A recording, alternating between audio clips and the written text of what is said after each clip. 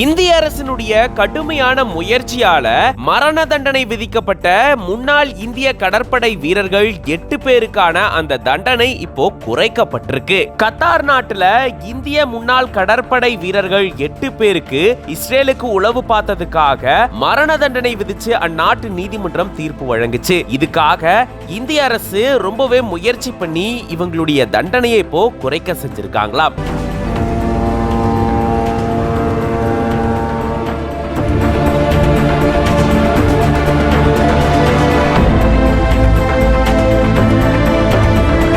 இந்திய கடற்படையில பணியாற்றி ஓய்வு பெற்ற முன்னாள் கடற்படை வீரர்கள் 8 பேர் கத்தார் நாட்டுல இயங்கிட்டு வரக்கூடிய குளோபல் அப்படின்ற நிறுவனத்துல பணிபுரிஞ்சிட்டு வந்ததா சொல்லப்படுது. அப்படி அந்த நிறுவனத்துல பணிபுரிஞ்சிட்டு வந்தப்பதான் இஸ்ரேல் நாட்டுக்கு இவங்க உளவு பார்த்ததா குற்றம் சாட்டப்பட்டிருந்தது. இதை தொடர்ந்து இது சம்பந்தமான வழக்கு விசாரணையை மேற்கொண்ட அந்நாட்டு நீதிமன்றம் இவங்க 8 பேருக்கும் மரண தண்டனை விதிச்சு அதிரடி தீர்ப்பு வழங்கியிருந்தது. இந்த செய்தி இவங்களுடைய குடும்பத்தார் மட்டுமில்லாம இந்தியாவையே அதிர்ச்சிக்குள்ளாக இந்திய கடற்படையில பணியாற்றின முன்னாள் கடற்படை வீரர்களுக்கு இப்படி ஒரு நிலைமையா அப்படின்றது பல பேரை அதிர்ச்சிக்குள்ளாக்கி இருந்தது.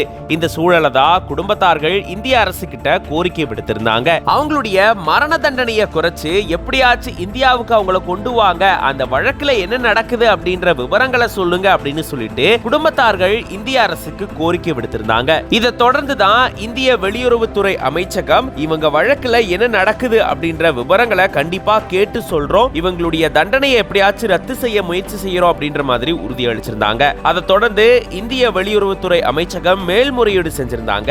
இதை தொடர்ந்துதான் இப்போ இந்த முன்னாள் கடற்படை வீரர்களுடைய மரண தண்டனை ரத்து செய்யப்பட்டு இது குறைக்கப்பட்டிருக்கிறதா கூறப்படுது. அதாவது மரண தண்டனையை தவிர்த்து இப்போ சிறை தண்டனையா மாத்திருக்கிறதா சொல்லப்படுது. சில காரணங்களுக்காக இந்த வழக்கு தொடர்பான விவரங்களை வெளியிட முடியாது அப்படின்னு அமைச்சகம் தெரிவிச்சிருக்காங்க.